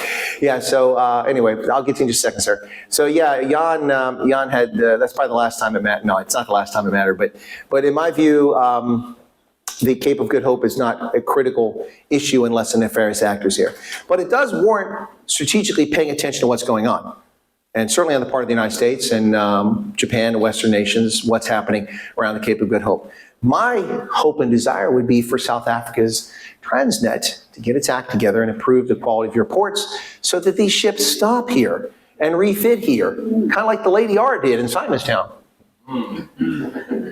I mean, I'm talking about fuel and medicine and food and things for the ship, things like that. And the sailors come off and spend money, not in brothels, but in ShopRite and in True Worths or wherever, and buying things. So anyway, little reflection on history with shipping and sailors. Sir, your question. Yeah, thank you. What you're speaking of now always amuses me in a country where they keep preaching job creation. And the job opportunities are there, but they are not unseen, mismanaged, broken, some of them purposefully stable. My question is that I'd like to hear your thoughts on why a lot of the leadership of our country keeps throwing stones at Israel. Oh, well, okay, well, that's two very different things. You talked about jobs. Do you want me to address that and then Israel or both? Yeah, no, my question is Israel, the other was just a comment. Oh, the other was a comment. Well, his comment was that the government keeps talking about creating jobs, but it's not happening. And then Israel. So I'm going to address your comment, okay? First off, governments don't create jobs. They do not create jobs. Governments don't invent widgets. With rare exceptions, the NASA and the space program is one example, but they work extensively with the private industry, Boeing and Raytheon and others, to develop the space capability that we had for the Apollo program. But generally speaking, governments don't develop these things. It's rare. The Soviets did it, but they murdered scientists left and right to get what they wanted, so it wasn't really an ideal situation. The private sector creates jobs. Entrepreneurs create jobs. 9 out of 10 businesses fail in the first year. That's how business works in a system. Businesses that don't fail, that should fail, steal capital from other people with better ideas and more efficient means. That's why capitalism is the singular best economic system that mankind has ever created. Supply and demand. If people want something, they'll pay for it. It's in demand. If people don't want something, then you get t-shirts that are 3 sizes too large on sale for $5,000. Okay?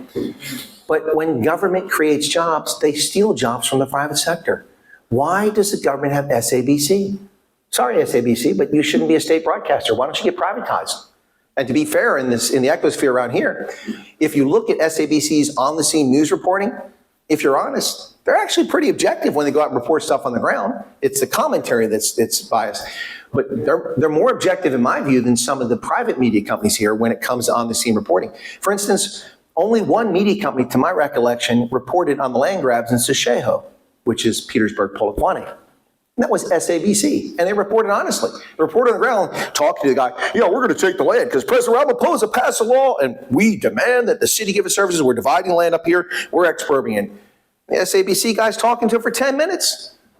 And then the report disappeared, but that's another story. Anyway, but why do you have a state-owned broadcaster? That's just silly. The role should be of the media to be the fourth estate, to hold the public accountable. I mean, to hold the government accountable. Well, and hold the public too. But to report the facts. You can have opinion, just be clear about it.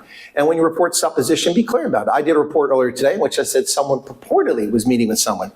I didn't claim they were meeting with someone. I said they purportedly according to sources, because that's what sources said. And then I questioned why it would even happen, because it didn't make any sense. Anyway, but government doesn't create jobs. It does not create jobs. It steals jobs from the private sector.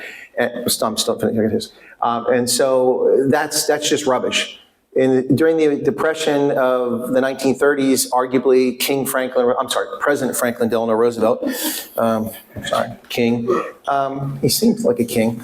Anyway, Franklin Delano Roosevelt arguably extended our Great Depression by many years by stealing capital from the private sector and creating make-work jobs for citizens like the Civilian Conservation Corps, picking up rocks, painting rocks, raking leaves, instead of people developing widgets and building houses and building things of use to the public. So capitalism is the best system. I don't apologize for that. Communism is broken. It doesn't work. Socialism is stupid. And anybody believes in it doesn't know what they're talking about. And that's my view on that. Your second question is, what about Israel and the government, please? Yeah, so while the leadership of this country keeps throwing stones at Israel, just your thoughts on it. They keep trying to do what to Israel, sorry? Throwing stones. Oh, throwing stones at Israel. Okay. Okay, so his question back was, what do I think about the government of South Africa throwing stones at Israel? Well, I think it's unfortunate in so many ways.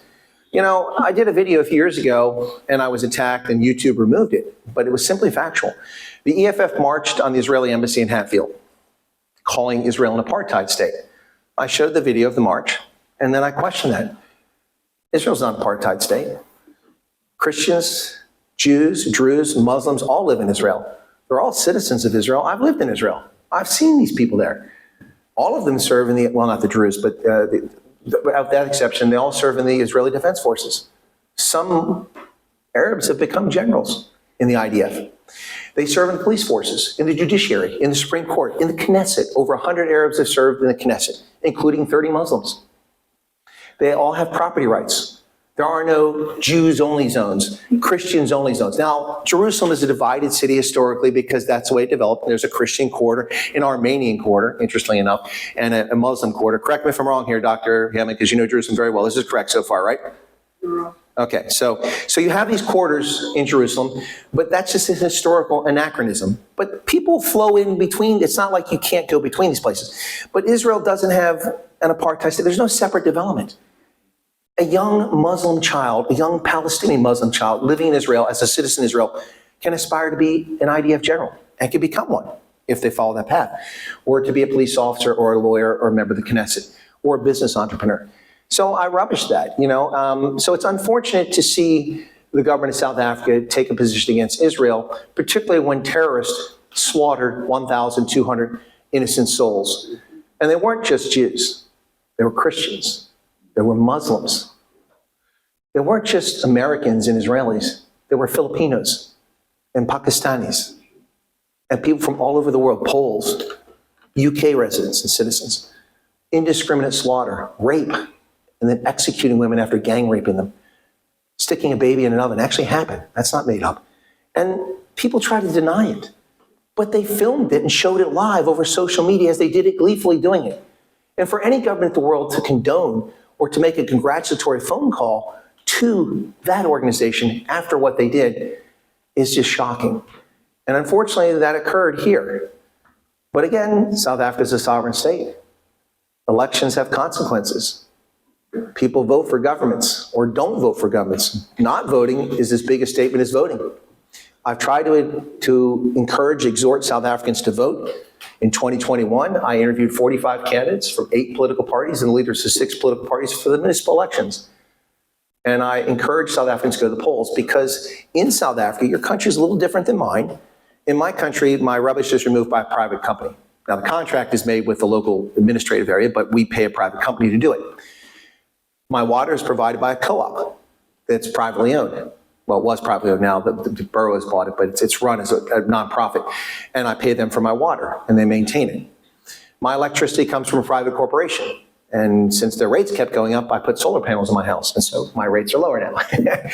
My point is that our system of governance is very different in many respects than what you have here. Here, you get your electricity, you pay through the municipality, your rubbish is removed, you have police and security services, and all the services you get typically come from the municipality. So if you want to affect change for coloreds, whites, black South Africans, the best way to affect change on a day-to-day basis for the average South African is to change their governance to the municipal level, because people will see the change. If the ACDP is running NISNA, I'm just making up, they're not going to run NISNA, but let's say the ACDP is running NISNA, that's a Christian party. They're running NISNA, and they run it effectively without corruption. And people see services, they're going to go, wait a second, they can actually rule. We should vote for them. And so I've encouraged people to do it, but 31% of South Africans showed up in 2021. We just had the election, and about 58% of eligible voters showed up and voted this time. While the ANC dropped, the DA didn't really gain anything. They pretty much flatlined. The Freedom Front Plus lost votes. ACDP lost a few votes. UDM lost votes. And people just stayed home because people were apathetic. And the argument I always get is that, well, nothing changes. Well, something changed on November 5th in America, didn't it? Donald Trump was reelected president of the United States despite the best efforts to assassinate him, to bankrupt him. Let me talk about that before I get to your question, sir. Bernie Madoff defrauded millions of people, especially elderly people, of their life savings. People living in poverty now, abject poverty, because of what he did as a fraudster, stealing their money in a big scheme in America. He was arrested, arraigned, and his bail was $10 million for harming millions of people. $10 million. Donald Trump was accused of an accounting error as the chief executive of a corporation who didn't see these financial statements at a much lower level. And there was no accounting fraud. What it was is his corporation got a loan from Deutsche Bank. Deutsche Bank testified at the trial in New York City and said the Trump organization borrowed the money from us. They paid the loan back on time. We made money off the loan. The fact that we gave it to the Trump organization did not mean we did not loan money to somebody else. No one was harmed. No crime was committed. Donald Trump was forced to pay a $475 million bond to avoid going to prison. Now, why did they charge him $475 million? No one's ever had that before. Because they estimated he had $500 million in cash. They wanted to bankrupt him so he couldn't run for president. You see how evil things are? But things changed on November 5th. Donald Trump is now the president. Votes matter. And I know that's hard to convince South Africans of that. If you like the ANC, vote ANC. If you like the ACDP, vote ACDP. But then be responsible for your vote and own up to it. If you voted for him, you own it. If you didn't vote for him, at least you voted and you did your best and got someone else to vote. There was a question here, sir. In my view, if we look at, let's say, the best option for us as citizens would be that the government stops all these racist laws and stops the communism, because I mean, owning all those state enterprises is part of the communism. Or at least socialism anyway. Yeah, whichever. Yeah, so that would be, in my view, where I'm sitting now, be the best option, if they were to stop that. Second would be, where I'm sitting, is if we can make the Western Cape be independent. Third option would be that Trump decides, okay, let's make South Africa or the Western Cape 51st state of, or 52nd state of America. So, in my view, that's the options. But what chance do you think does President Trump have to try and influence or force or turn the ANC's arm to stop this shit and stop the racism in all those laws and stop the socialist, communist expansion. Okay, that's a multifaceted question. I'll try to answer it and I'll relay it for the audience online. So the gentleman asked something along the lines that, and correct me if I get it wrong as I go. The ANC is relying on a socialist or communist model of state-owned enterprises, and that's a problem. They have these racist laws, as you described, which are oppressing people. And the third one was what's the chances of Trump making the Western Cape the 51st state? That was a 3, correct? Yeah, Okay, essentially. yeah. All right, well, if it was ever going to happen, it would probably happen under President Trump. But I'm going to tell you right now, don't count on the Western Cape becoming the 51st state of the United States. I think that the Zulu Nation will secede from South Africa before you see the Western Cape become part of the United States. It's highly improbable and unlikely. It is an interesting question, though, and some people are talking about it, but I think it's highly improbable such a thing would ever occur. And it would be sad. I mean, the Western Cape is part of South Africa. Hopefully you can fix South Africa and people wouldn't have to take that route.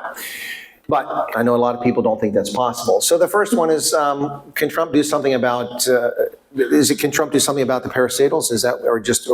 Now about how the government works, about, let's say, cancelling all those Racist laws. racist Okay. laws and stopping the communism, socialism. I understand. So I'm going to be generous and say it's not malicious, and I could be wrong here, but I'm trying to be not objective, and not fair, but we'll just say for argument's sake, okay? Let's say that the 142 laws that have been identified as racist or racially discriminatory weren't meant to be malicious, but they genuinely were meant by the people who drew them up to balance the scales for historically disadvantaged.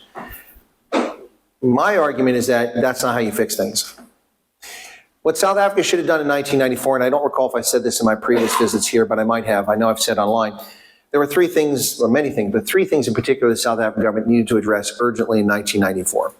The first was converting the existing police force, which was very good at protecting white South Africans, by and large. Most white South Africans never experienced violent crime during the apartheid era. That's a true statement. Some did, but most didn't, particularly some farmers did, but most didn't. And you know, when I tell people a lot of white South Africans were kind of not fully aware of what was happening in South Africa because you didn't see it, you know? I mean, maybe you had some domestic people that came and worked in your home, or maybe you had a few people worked in your business, and then they were gone at night because of past laws or because they lived in good parts of town, and you didn't socialize with them. So a lot of people didn't fully realize what's going on. Now people say, well, that's pretty naive and stupid and untrue. Well, I can tell you Germans that didn't know what was going on with concentration camps in Germany. I mean, lots of Germans didn't know that. I mean, many did, a lot didn't. But the point here is that I got a little bit off track there. Sorry, a senior moment. So why am I talking about this? What was the question again?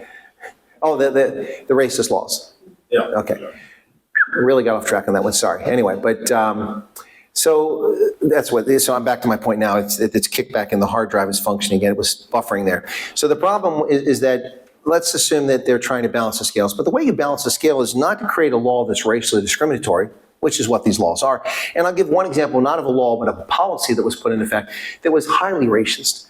And people said, no, it wasn't racist. And in fact, the North Gauteng High Court said it wasn't. Supreme Court of Appeal overturned that on appeal. That was the Tourism Relief Fund during COVID. The Tourism Relief Fund was only for historically disadvantaged South Africans. So basically, black South Africans, because even though coloreds and Indians were historically disadvantaged, they applied and by and large got no money. Well, there was very little money put into the pot, and the money was quickly drained by small businesses. But businesses owned by whites and Indians and coloreds were rejected because, especially whites, couldn't get the money. Well, that's racist. So let me ask this question. Who works at the businesses, the lodges, and the touring companies that are owned by white South Africans? Do all the employees white? No, they're South African, first off, right? Unless they've got illegal aliens working there. But they tend to be South African, and those South Africans are black, white, and brown. So you harm everybody by denying that money. It's stupid. It's also racist. But what happened was, what I think was the intent, is that by the time that it was won on appeal, and I think the Democratic Alliance might have been one of the, or Solidarity fought this, one of the two. By the time the appeal was won, the money was gone, which I find interesting because we just found that 403 million rand is being paid out to the taxi industry right now from that COVID fund. So where's the money that should have gone to the tour? Anyway, Trump really can't affect the domestic laws of South Africa. He has no effect on that. And again, South Africa is a sovereign state that has to be changed from within. But Trump can make it very clear that these are things that are anathema to the United States and we don't accept it. And that's what the executive order was about. It was to make the point that what's happening in South Africa is morally wrong from the perspective of the United States. Does it make us right? Well, I think it does, but not everybody agrees with that. So that's the purpose of that. Now, what can Trump do to send the message home? Okay, I'm gonna be very clear to my audience here because I'll be misquoted and people will lie about it. I am not threatening anyone. Please listen to the words I'm saying. You understand the words coming out of my mouth. The United States government can do huge damage to people around the planet. And we've done it to countries by putting travel restrictions and travel bans and financial bans on people. And if you think they're not effective, talk to Emerson Mnangagwa and ZANU-PF. For 25 years, they've been crying that the United States and the UK have illegal sanctions on Zimbabwe. That's a lie. There isn't a single sanction on Zimbabwe. If I want to go to Zimbabwe and invest in a business as an American, my government has no problem with that, if I'm dumb enough to do it. If I want to go to Zimbabwe and live there, my government has no problem with it. Zimbabweans come to America and attend our universities and can invest in our business. However, human rights abusers and ZANU-PF, those who organized the gang rapes of female members of parliament who were members of the Movement of Democratic Change, those who murdered farmers and farm workers or sent their henchmen out to do it, have travel restrictions and banking restrictions, and that's what they're upset about. And so for years, South Africa's government and even SADC has carried the weight, along with other African governments, lying to the world, claiming that we have sanctions on Zimbabwe. We have no sanctions. Show me the sanctions. There's not a single one in Zimbabwe. There are sanctions on state-owned enterprises that are in cahoots with these leaders from ZANU-PF. Now, Mnangagwa is working very hard right now to get rid of that stuff. He's lowered all tariffs on U.S. imports. We can send stuff into Zimbabwe with no duty right now. Smart, and that may work a deal to get reciprocal tariffs reduced or eliminated for Zimbabwe, but it's not going to change the travel restrictions until ZANU-PF begins to obey the rule of law, their own law, and adhere to their own law, and stop the human rights abuses. Those leaders will still be sanctioned. But we can do an awful lot as a country too, folks. And that stuff is painful. I mean, if you're a jet-setting global elite from a government and you can just get on a plane and go to London and shop at Harrods, but not tomorrow. Well, that sucks. Where are you going to go now? The tuck shop? It's not the same as Harrods. Spaza, okay. It's not the same. Can I answer your question, sir? Okay. Anyone else? Dr. Hammond, can I get one of these guys up here first? Because you've had a couple. Sir. I'd appreciate your thoughts on the ANC being puppets of Russia, China, Cuba, Iran, as a result of their being in support of the ANC during the years in exile, and that they're now demanding payback. Okay, well, that's a very provocative question. I know the ANC apparatchiks are watching this program, so I didn't say that. This gentleman said that. His name is Don Juan, and he lives in Parklands. I'm just saying. No, but seriously. Okay, so what is my take on the South African government, or the ANC's affinity for the political East, the East Bloc sort of nations, which today would include communist China, which is still communist, Russia, Iran, Cuba, countries like that. Well, it's interesting that the ANC has such affinity for them because whether you like it or not, whether you agree or not, arguably the United States played a key role in ending the apartheid era as well. We defeated the Soviet Union in communism, at least in 1989 we did. It's come back with an ugly presence in 2025, but we ended the Cold War by defeating Soviet communism around the globe. And that was one of the major reasons that the security state under the National Party made an argument that apartheid was necessary, that the government had to have a security state because of the Swart Gevaar and the Rooi Gevaar. Well, the argument for the black threat, for many people's minds, dissipated a bit when they looked around at neighboring states like Botswana, where a legitimate government governed well. And the white population of Botswana was close to what percentage-wise South Africa's was, about 8%.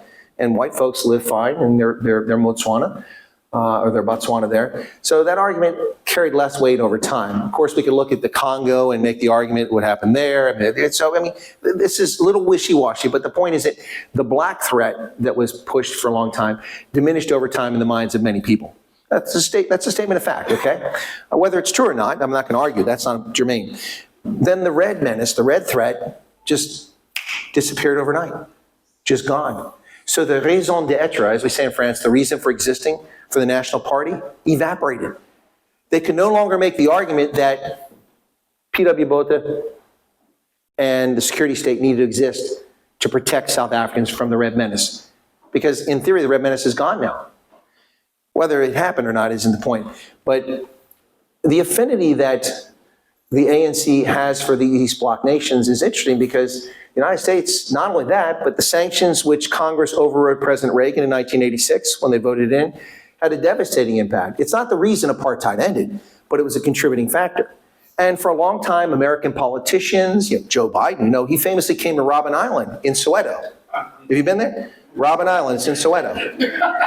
No, it's not? That's what Joe said. I met Nelson Mandela in Robben Island in Soweto. Yeah, that corn pop's a bad dude. Did you hear that? He said that. Anyway. I think Robben Island's out here in the Bay, but anyway, just saying. Anyway, so a lot of American politicians lent political credibility. We gave succor and refuge to ANC and to the Pan-African Congress and to other folks, and American press contributed to this. So America, in many ways, helped bring about the end of apartheid, and some people don't like that, in a much bigger fashion than the Soviet Union did. Well, they gave Dr. Beetroot an education, and she came back here and told you to take beetroot for HIV. Well, gee, thanks for that. That was great. What a contribution that was to South Africa's future. Anyway, so they also went to Oxford. Thabo Mbeki went to Oxford, did he not? So the ANC and the PAC, they went to the West. So why this disdain for the West? It's bizarre in my mind, sir. I don't understand it. It's historical revisionism. Now, I'm not saying we were right in supporting the liberation movement or we were wrong in supporting it. I'm just stating the facts as they unfolded. Now, we also clandestinely supported the National Party in Angola. Don't tell anybody. Anyway, we also did that. I mean, it's and we also, tacitly accepted the government of South Africa as legitimate government of South Africa during that period. So that's on us. We can be blamed for that as well. But for the ANC to simply just ignore history and for the EFF and MK to pretend that they liberated South Africa is a joke. They didn't liberate anything. The National Party surrendered. They gave it up. And they're very poor negotiators. They're kind of like the DA was last year in the coalition. Very poor negotiators. They walked away with very little. And you have a system that's not based on your vote, but based on parties. And that's, George Washington warned Americans about political parties, and he was right. So here it's party over people, time and time again. You vote for a list, a political party, and they pick who your representatives are. At least in America, if we get a bum, we can vote the bum out, regardless of the party they're in. Did you have a second part, or did I answer it? Okay, thank you, sir. Yes, sir. What do you think of the H1B issue that happened just after I think it was in December last year? Could South Africa become like that? I don't understand what you mean. The H1B visas are for people with highly technical skills. Is that what you're talking about? Yeah, Elon and Vivek basically said because Indians have there's a lot of Indians with engineering degrees, we need to bring a lot more of them over. Okay, thank you. Okay, so the young man's question was about H1B visas, which are for highly technical skills like IT and engineering and things like that. And 75% of those visas go to Indian nationals. And I think you're right. Vivek Ramaswamy and Elon Musk said we need more of those people. Well, that's not how Donald Trump feels. He's the president. So that may or may not be expanded. And there are a number of South Africans that fit that bill. They can get H1B, then come. Elon Musk came to America, but via Canada. He went through Canada, so he came to America from that. And we've benefited immensely from Elon Musk's presence. So thank you. Thank you. By the way, we did give back to Trevor Noah. You're welcome. Thank you. He's yours again. And if you want Charlize Theron, we'll give her back too. Just saying, so she's available. And any takers? I mean, she's still kind of hot, but you can have her back, Anyway, but thanks for Elon. We love Elon. I mean, he's a bit of wackadoodle, but he's a pretty brilliant entrepreneur, so I'll give him that. Did I answer your question, young man? I just want to know, could South Africa become like what the right thinks of Indian immigrants? Let me see if I understand. Okay, so are you saying, could South Africa also encourage Indians to migrate here like in a similar program? No. No? The right by and large, didn't like the idea of bringing in a bunch of Indians, but all Indians. So could the same thing happen to South Africa, where there's a big backlash against bringing in more and more South Africans? Oh, okay. Now I understand where you're going. So you're saying that there was, the political right was upset that Elon Musk and Ramaswamy wanted to bring more Indians in the country. First off, let me clarify. Under the American system, Indians are considered Caucasian, white. Legally, they're whites, even though some of them are very dark. Some are darker than you, sir, some Indians, but they're considered white because from their origin. So I didn't mean to single you out. You were right in front of me. So anyway, he's got a better tan than I do. I'm kind of pink. Anyway, but so I understand your question now. Would the same thing happen to South Africans? Highly unlikely, particularly if it's related to the refugee program, would have no impact whatsoever. I don't think that's an issue. Whether South Africans are white or brown or black, it's not an issue. America needs more qualified people. We have 4% unemployment. That's basically full employment. When you consider that in an economy, at any given time, 1% of the population is physically incapable of working because maybe somebody just had surgery or they're handicapped or handicapable, whichever people prefer to use. 1% of people are always in transition from education, graduating, going into the job market, or leaving the job market, or transferring from one job to another because you got a better offer. Or people get sacked and redundant, and that's 1% that's always in flux moving around. So 4% unemployment is basically full employment, which is what America has. We have 13 million jobs currently vacant in America. 13 million. That's larger than your entire formal workforce of South Africa. Vacant jobs. Now, some of them are dishwashers and waiters, but some of them are astrophysicists and engineers, especially in the IT field and telecommunications. Did I answer your question now, sir? Okay. Dr. Hammond. What is the potential of America getting involved in the war with Iran? Because we really like Donald Trump's no more useless foreign wars and bring the troops home, defend our own borders. But it looks like America is getting into a fight in the Middle East that might be. Is it a possible or potential or probable scenario that America could be in a fight with Iran, and if so, might it go nuclear? What's the last part? Might what? Might the war with Iran go nuclear? Oh, nuclear. Well, as far as I know, at the moment, and I say the moment, Iran doesn't have nuclear capability. However, there's all kinds of rumors out there of engineers currently working there, and I won't say which country they're from, supposedly, or countries that are working with the Iranians to produce nuclear weapons. That's a pretty frightening prospect. This is a country that can't be trusted with global security. It's bad enough the United States, China, France, UK, Russia all have nuclear weapons. That's far too many countries already. The good news is we've reduced our arsenal by an immense amount, but the bad news is we can still destroy the planet with what we have left. It's pretty scary. Nuclear warfare is immoral. The only country in the world to ever resort to nuclear warfare was the United States. We bombed Hiroshima and Nagasaki. But if you put yourself in the historical context of why it happened, I can't morally excuse it, but geopolitically I can understand why it happened. The Japanese would never have surrendered, and the casualties would have been in the tens of millions of Japanese, and probably 1 million American soldiers would have died taking Japan to end that war. And they wouldn't have ended. Even if we just surrounded Japan, they still would have fought. And so that's why President Truman decided to drop the bomb on Hiroshima and Nagasaki, and it's horrific. To this day, the survivors still, those who are still alive, have lifelong issues of multiple cancers and burns and things. I've been to Hiroshima. It's astounding that we ever did that. I'm not attacking my country for doing it. I understand why it happened historically as a historian, but it's truly end of days sort of stuff. Iran cannot be allowed to have a nuclear weapon. And whether the United States intervenes in some fashion to stop that, or another actor in the region, Israel, or someone else, intervenes to stop that, I fully expect that that would be the case. Unfortunately, under the Biden regime and the Obama administration, my government enabled Iran, especially under Biden, by Biden's actions in shutting down our oil and natural gas industry and spooking the energy markets and driving up the price of petroleum to a ridiculously high level. He gave a bonanza to Iran, gave them tens of billions of dollars of oil revenue they never would have gotten if he hadn't spooked the energy markets and undermined global security. And so Iran had plenty of money on hand to finance Hamas and Hezbollah and work on its nuclear program. Will the United States get a nuclear war with Iran? Well, I hope not. They don't have the delivery means other than a suitcase bomb, if they had one. They don't have the ability to reach America, but they could obliterate the Middle East and Israel. And should such a thing happen, hell hath no fury like the United States scorned. And I don't know what would happen in Iran. And the sad thing is that millions of innocent people would lose their lives. And parts of the planet would be damaged for tens of thousands of years. Let's hope it doesn't come to that. But people don't think hard or seriously enough about the issue you raised, Dr. Hammond. This is horrific. I mean, imagine if someone ignited a nuclear weapon in the Cape Flats right now, we'd all be dead in a flash.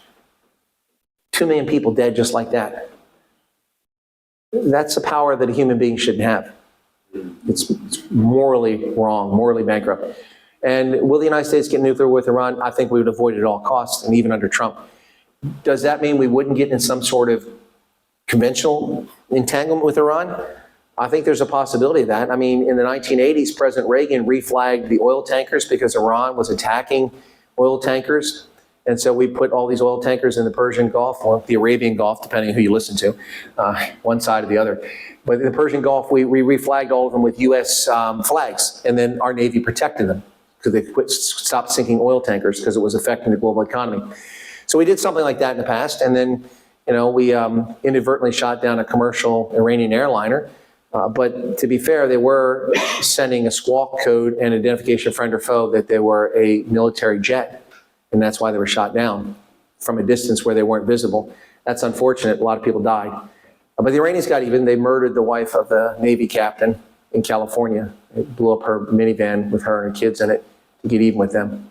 But I would hope we could avoid that, and I think we can avoid it, but I don't think that it's off the table that we would be able to avoid a conventional engagement with them.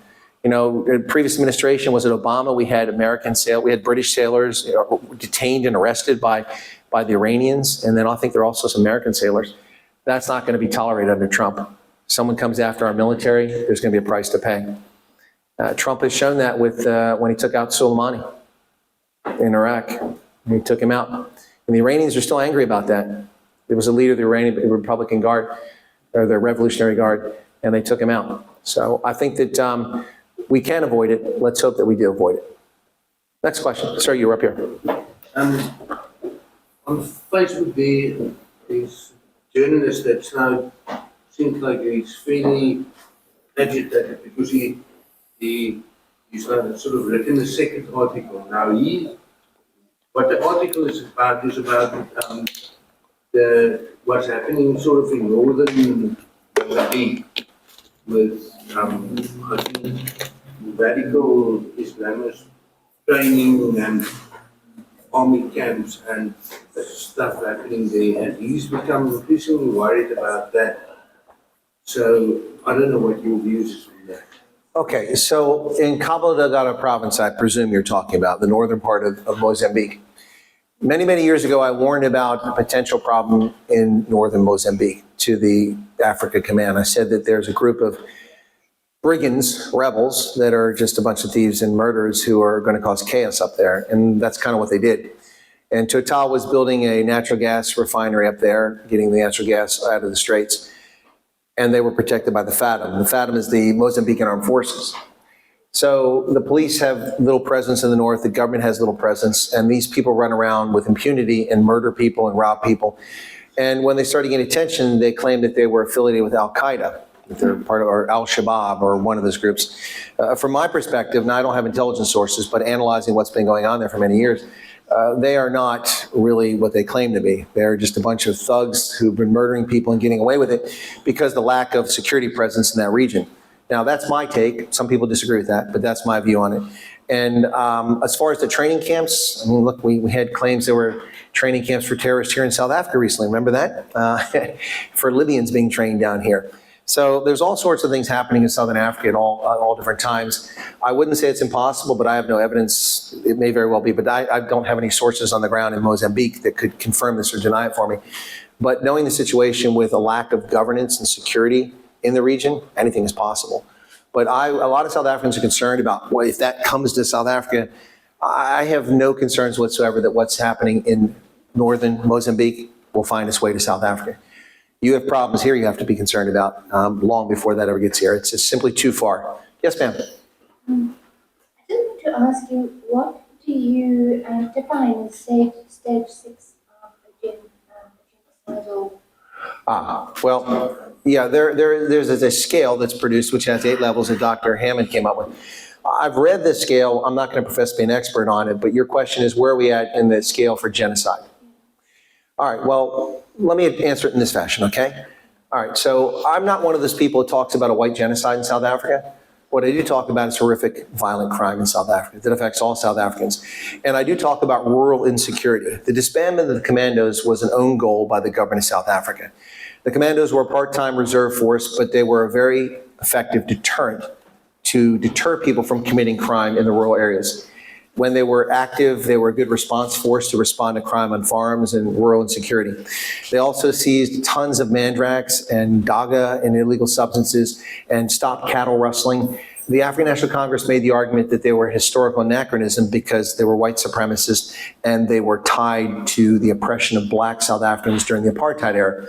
But the commandos date back to the very beginnings of the Cape Colony. This was a Minuteman force that you grab your powder, you grab your saddle, you get your horse, you get your tack, and your water, your supplies, and you get on your horse, you go to the next farm, you alert someone, you go to the next village, you alert someone, you form a posse or a commando, and you defend yourself. Whether it was against the Hottentots, the Khoi, the San, or the Xhosa, whoever it was. It has a long history in South Africa. We had something similar. We had the Minutemen and American independence. They were a militia, and that's essentially what the commandos were. Under apartheid, they were used for things that were not ideal in some cases. But the irony is that when they disbanded the commando regiments, 4 of them were Zulu. The 4 newest commando regiments were all Zulu. And for most of the Zulus in those regiments, the only form of employment they had was the part-time employment they had with the commandos. And their leaders were Zulu, and everything they did was in KZN.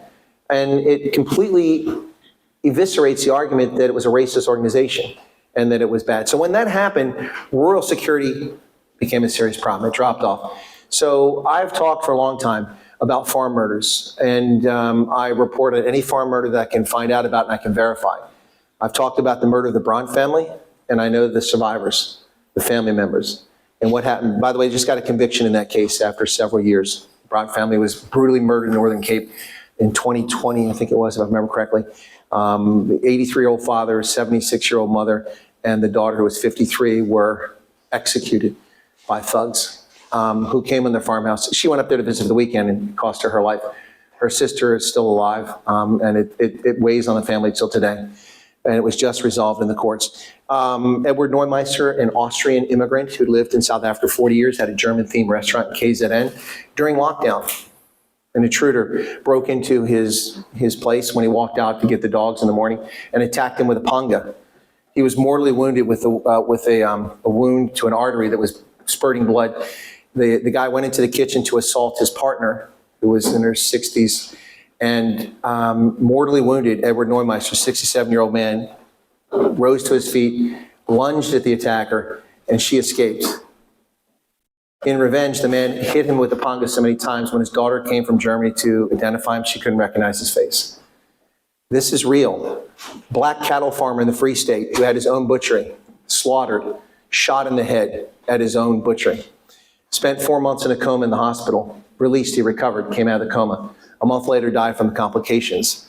A 4-month pregnant Indian woman on the Ayub farm in KwaZulu-Natal back in 2020. 4-year-old and 5-year-old kid, or 4-year-old and 6-year-old kid in the bedroom. They took her in the bathroom, 4 months pregnant, and slit her throat from ear to ear and murdered her for no reason whatsoever, 4 months pregnant. The brutality of this is unbelievable. There is no genocide, but violent crime is out of control. It's horrific violent crime. I will say one thing about genocide, though, and the levels of genocide. In my view, there is an effort at cultural genocide of Afrikaans language in this country and Afrikaans culture. There was no permanent settlement in what is known as Pretoria, named after Andries Pretorius, until the Voortrekkers founded a settlement there. There was no settlement in what is known as Nelspruit, now known as Umbombela, until Afrikaners established a settlement there in the 1800s. If people want to name things after something, that's one thing, but that's cultural genocide. Stellenbosch University, the land was donated in perpetuity on the proviso that the language of instruction would always be Afrikaans. Yet Afrikaans-speaking students are harassed and abused at Stellenbosch, and there's an active effort to eliminate it from the curriculum in favor of English, which is ironic with the Bella Bill. Only 6% of South Africans speak English as their first language. So that means that 94% of students are going to be forced to go to primary school and learn in a foreign language for the first time. That's a huge disadvantage. It's unfair. People should be able to learn their mother tongue, whether it's Venda, Tswana, Xhosa, Zulu, Nu, which is a Khoisan language, or Afrikaans, or English. And so I do talk about a cultural genocide, which is underway, in my view. It's intentional. The renaming campaign is a big part of it. Some of it's just absolutely insulting. Santon Drive being renamed after a terrorist, a plane hijacker, and it's being done, as has been clear, stated by the politicians in Johannesburg doing it, to poke the Americans in the eye. And they wonder why we cut off $500 million in grant money every year. It's not hard to figure out. Did I answer your question, ma'am? Okay, thank you for your question.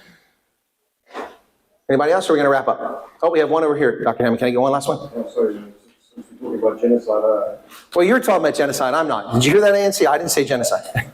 They're listening to my show. cycling back now to Israel, obviously, Yes. we have not endeared ourselves to Israel by taking them to the World Court on charges of genocide, which is Yes. a strong case for it. And I'm just wondering, obviously, Trump is heavily under the influence of the Israel AIPAC lobby and all that stuff. I'm wondering to what extent is that why we're picking up so much flack from America, from particularly being Trump kind of picking on us. Well, I would argue that Trump is not picking on South Africa. No, I would disagree with that. And that's what's been reported in the press. That's what many South Africans, that's what many politicians claim. But what has Trump done? Are there any sanctions on South Africa? No. Has he banned Americans from trading in South Africa? No. Has he forced the American companies that hired tens of thousands of South Africans to work remotely, which many economists don't even take record of? But tens of thousands of South Africans are working for American companies remotely and making a living as a consequence of that. No, that's allowed. We allowed you to stay in AGOA even though you're an illegal participant in it since 2018. Since the expropriation without compensation bill was introduced in Parliament, you're no longer eligible for AGOA. Yet you've had duty-free access to the United States marketplace for $3 billion worth of goods every year since 2018. Trump was president in 2018, 2019, 2020. He didn't stop that. Trump has never punished South Africa. What he's done is he sent a message saying that we're not going to tolerate certain things, and you act against our interests, we're not going to be your rubes anymore. Trump has done nothing to South Africa, and including Ibrahim Rasool. What Ibrahim Rasool did, if he did it in London, he would have been P&G. If he did it in Tehran, he might have been executed. No, he would have been P&G. If he did it in Berlin, he would have been P&G.